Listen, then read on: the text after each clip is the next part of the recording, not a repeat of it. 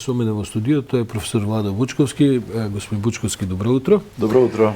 Сакав да ве повикам да поразговараме за ова што денеска во 10 часот ќе биде официјален настан, а тоа е на онлайн платформа, ќе промовирате нов клуб на пријателство македонско-бугарско и така натаму.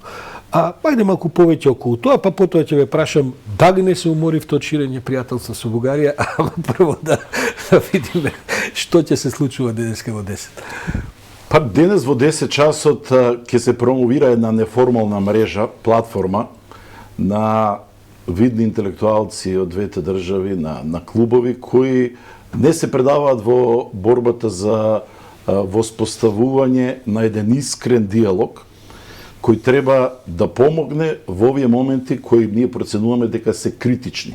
Или како што во најавата велат иницијаторите, а иницијаторите од бугарска страна се универзитетскиот професор Стеван Дечев и експертот за IT Атана Шарков, од наша страна е господјата Катерина Колозова, се обидуваат со нашиот ангажман, со граѓанскиот ангажман, да се обидеме да се спротиставиме на говорот на омразата или на оние кои очигледно го искористија овој моментум, овие последни неколку недели, не само инцидентот околу повторното отварање во нови простори на културниот клуб во Битола Иван Михајлов, туку воопшто кризата во Бугарија, кризата во владачката коалиција, каде што таа е на стаклени нозе. За волја на вистината, не знаеме дали македонското прашање ќе дојде на дневен ред ако утре на вонредната седница на парламентот помине предлогот кој го дава премиерот Кирил Петков, а тоа е за војно-техничка помош на Украина. Тој тврди дека ќе преживее со тој предлог. Да, но од друга страна како влада говорам, од друга страна се заканите на Бугарската социјалистичка партија дека во моментот кога ќе биде изгласана таква одлука на бугарскиот парламент тие ќе напуштат владата. Дали ќе функционира како малцинска влада, дали тоа дополнително ќе го комплицира прашањето околу идејата што Петков отворено говори дека ќе побара од парламентот да донесат нова декларација или резолуција со која ќе се одложи ветото, во меѓувреме она што го преговара двете влади ќе биде верификувано од нивниот парламент. Така што во овие околности овие граѓански активисти кои јас ги поддржувам, затоа што мојата улога таму повеќе ќе биде како јавна поддршка на тоа што го прави граѓанскиот сектор, затоа што јас се уверив дека не се доволни напорите само на политичарите. Вучковски, 100 дена влада, 100 дена некаква нова платформа на комуникација со Бугарија, се тргна со приличен оптимизам, со амбиции да тоа се претвори во еден, како да кажем, разработен систем на тоа како чекор по чекор ќе се гради приближувањето. После 100 дена не сум сигурен каде се наоѓаме во тие приближувања, да не сме во минусно салдо. Каков е вашиот впечаток? Јас бев поголем оптимист дека ефектот можеби баш тој план предизвика некакви нервози, некакви контрареакции кои што ефектов е ваков е. Значи јавното залагање според мене поголема нервозата во Софија отколку во Скопје. Хајна се константна политиката на ВМРО ДПМН, дури според мојот вкус одат и чекор понапред, оставаат простор за некаков компромис во Скопје, барајќи определени гаранции што јас мислам дека треба да го побараме. Ако веќе се отвара приказната синхронизирано двата парламенти да носат нови резолуции и декларации, ние треба да ги испоставиме нашите барања, заштитата на идентитетот, дека ако е ова последно барање, да биде последно барање и да влеземе во реализација на тоа што условно речено би било надградба на договорот пријателство и соработка, односно еден начин како час поскоро да се совладаат препреките кои ги гледаме дека уште еднаш повторам се многу посериозни во Бугарија. Значи самата најава дека Петков, дека новата влада подготвува еден интензивен начин на соработка каде што иднината ќе биде пред минатото, создаде сериозна нервоза. Значи и пред отварањето на новиот клуб Иван Михајлов во Битола, најавата дека ќе учествуваат Јотова, Захариева, Каракачанов, веројатно го испровоцира Петков и тој, според мене, се најде во една стапица. Таа, не сакајќи да остави условно наречено националистите да ја водат приказдата околу евентуалниот компромис со Македонија, беше изложен на еден притисок сега и од нашата домашната јавност, македонската јавност, со право ги изгуби дел од симпатиите, затоа што сите ние верувавме дека неговиот пристап е вистинскиот начин како да дојдеме до оддржливо решение. Затоа што мислам дека Ордановски сега е главниот проблем да изградиме систем кој се уште не функционира на взаемно уважување и барајќи во такви околности некои точки кои може да не поврзат. Каде би била она заедничкиот содржател што можеме да го најдеме. И тоа во овој момент, бидејќи ние не го гледаме, се уште не го гледаме, иако има сериозни најави дека ќе се прават обиди, охрабрени се и едната и другата влада од меѓународната заедница дека сега е моментумот, треба да се искористи, но од друга страна, ако ги слушате изјавите од нашиот министер за надворешни работи, од заменик премиерот одговорен за евроинтеграциите, Бојан Маручич ќе ми биде гостин во 20 до 10, така што и со него на истава тема ќе драго ми е затоа што гледам дека пораките, дека усогласениот документ секако ќе помине во парламентот, треба да биде еден сериозен исчек кој што треба да го поздрави опозицијата. Треба да се анализираат барањата на нашата опозиција, но од друга страна да се има според мене многу потранспарентен однос кон јавност. Вклучително опозицијата, бидејќи најавите дека, што ги кажа Османи, дека ако не биде сега во следните 2 месеци толку се затвора прозорецот на можности, мислам дека не е добра порака. Мислам дека треба да бидеме докрајнije упорни во барањето решенија, но и евентуално ако не дојде до решение до крајот на јуни, тоа е пораката што ќе испратиме ние од оваа мрежа на граѓански организации, мора да се работи на приближувањето на двете општества. Го договорам за утре со Бајга, бидејќи со него треба ова да се отвори. Но долго сте во Бугарија и приватно, да кажем, во својство на професора и како посредник во сето ова, ги знаете добро односите и така натаму таму.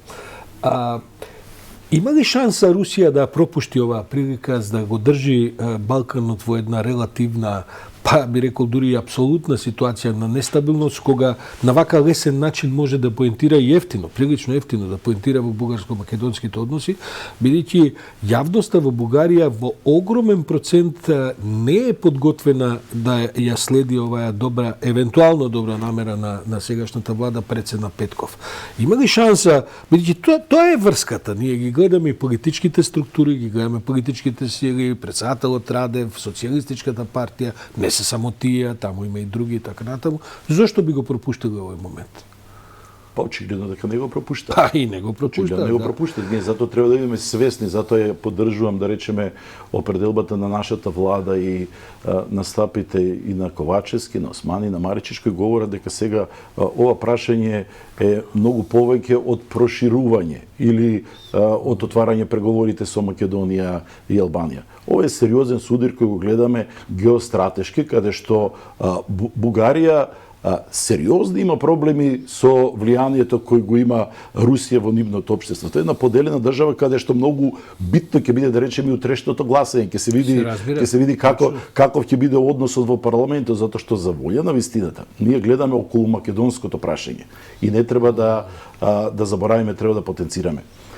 Односите помеѓу двете влади, според мене, се на потребното ниво, но не може да го имаат позитивниот ефект затоа што во владата во Бугарија се гледа дека имаат министер за надворешни работи кој отворено говори дека има две политики визави македонското прашање. Притоа обвинувајќи го кабинетот на Петков и неговата советничка Чернева дека водат една политика која условно речено им се допаѓа на американците и на меѓународната заедница и другата конзервативната која ја предводи и не крие председателот Радев, значи министерката Генчевска, поголем дел од бугарското општество, затоа што на прашањата кои ги прават престижни агенции кои го испитуваат јавното мислење, се уште бугарското општество не е подготвено да ја охрабри владата да го крене ветото заради тоа што пропагандата која ја водат оние кои се противници на отварањето на преговорите за Македонија или приближувањето на двата народи се погласни во нивното општество. Бучковски, со децении бугарите, мислам, буквално со децении, учат, како да кажем, веруваат во тоа дека македонците се бугари. И дека апсолутно оваа теза што ја тераше и Захариева и така натаму, дека заради комунистите, Тито и така натаму, па сме се однародили во македонци, иначе сме бугари и така натаму. Така што тоа општество не може ни за 100 дена, а веројатно ни за 100 месеци да го промени мислењето. Не сум сигурен дека таму треба многу темелно со некоја идна генерација да се почне да се разговара, а и тоа не сум сигурен дали воопшто има некој намера, да не кажем подготвеност и така натаму. Ова друштво за пријателство и клуб што го правите, ќе влегува во таквите контроверзни теми или ќе се обидувате над таа реалност која што постои кај бугарите, нешто да се прави за, како да кажем, за поврзување, можеби за едината и така натаму. Оти таму нема да се смени атмосфера. Ова платформа, оваа мрежа која ќе се создаде денес, пред се платформа на добра волја, каде што ќе покаже дека може соговорници од Македонија и Бугарија меѓусебно да се почитуваат, да водат искрен диалог и да бидат подготвени за компромис во било какви дебати, дали ќе бидат тие на академско, научно, културна средба, да покажат блискоста и да работат на зближувањето. При тоа не бегајќи да покажат и за проблематичните, невралгичните точки, а тоа е работата на Историската комисија. Има амбиции да видиме денеска дали Стефан Дечев ќе промовира и таа идеја да се формира и Историска комисија во сенка. Независно, да, на интелектуалци, каде што на отворена дебата, затоа што тоа е научна дебата. Значи, научници од двете страни неоптоварени со дневната политика. Без притисок од политички кругови. Токму така. Да покажат дека нема табу теми, дека нема табу прашања кои би требале да останат под превезот на тајност во преговорите и додека не се постигне договор да не знае по широката јавност и да има бројни шпекулации за што се разговара. Подготвена една група на видни историчари од двете страни да го направат тоа. Очекувам тоа денеска да биде обелоденето, ако биде официализирана групата од двете страни која е подготвена на научни дебати, затоа што од првиот момент требаше да ни биде јасно и на нас и во Бугарија дека прашањата кои се поврзани со заедничката историја која не поврзува преку личности настани, ќе биде точката околу која ќе биде најсилен судирот на двете групации, во двете општества, кои со децении работеле на тоа да остане конфликтот замрзнат. Ние сега слушам, вели нашиот министер за надворешни работи, дека ако не го решиме ќе биде замрзнат. Конфликтот беше замрзнат со децении. Со децении. Обидот од 2017 да се стопи тој мраз, да се направи една поинаква атмосфера, се гледа дека најде на сериозен отпор. Ветото, ние тоа и на денешната промоција ќе го потенцираме, дефинитивно направи мечкина услуга пред се на Бугарија, го изгуби лидерството, стратешкото лидерство кој го наметна за време на претседателството со Европската унија. Второ, го зголеми говорот на омразата, значи тоа што требаше и ние ќе се бориме, но ефектот е тој, треба да се констатира. Значи барањето сега на излезни решенија за кои говори Петков отворено, треба и ние овде да прифатиме отворено да се говори. Дали во преговарачката рамка нешто ќе биде или нема да биде, која е штетата, која е користа, дали е тоа бугаризација наместо европеизација, мислам дека тоа заслужува должно внимание и во нашата јавност.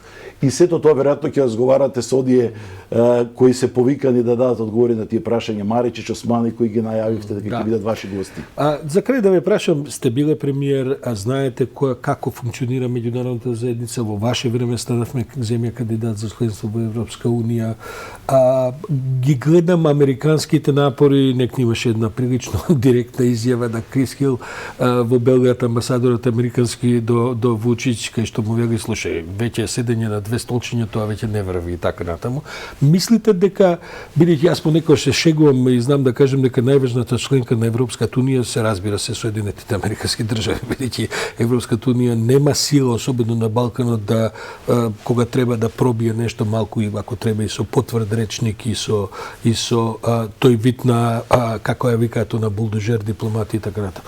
Има шанса нешто тоа да профункционира во Софија, бидејќи гледаме дека има изјави, има една активност, но бугарското општество, бугарската политичка сцена е длабоко поделена и таму другата страна, да кажем, оваа источната страна е можеби и со подобри позиции отколку странава која што официјално е членка на Европска унија, членка на НАТО и така натаму. Не мислам дека е посилна, но Да, е не се погласна, заражуваме, но е мислам, погласна. Условно речено, линијата која има конекцијата со Москва или рускиот свет во Бугарија е многу гласен околу тие велат притисокот кој го прават посебно американската администрација кон Петков и кон владата да најдат одржливо решение. Значи никој не сака, гледам што е главната поента, никој не сака во Софија, па дури и оние кои се најдобронамерни, да биде изнудено решението. И тие велат, не смееме ние да бидеме понижени. Од друга страна, ние истото го говориме, дека не можеме под притисок, под уцени, со блокада и вето да дојдеме до решение. И тука е условно речено лавиринтот во кој се плашам дека ако во следните неколку недели нешто не се случи, се изгубија двете влади. Значи, и покрај сета добра волја, јавноста и во Скопје и во Софија не препознава, уште повеќе ако се точни информации од утрово, дека и најавуваниот проект број 1, кој требаше да ја промовира ерата на Петков и Ковачевски, тоа е авиолинијата меѓу Скопје и Софија, очигледно ќе доживее фијаско. Владимир Бучковски, благодарам оваа активност денеска што ќе имате да потсетиме во 10 часот на онлайн платформа ќе се направи, ќе се состави тоа македонско-бугарско друштво на пријателство, ќе ја поздравиме и да видиме што понатаму. Иако реал политиката ќе имаме за едно саат време овде како ќе биде денеска и Маричич, утре се надевам и господинот Бујар Османи гостин кај нас. Благодарам за ова гостување. Благодарам за поканата.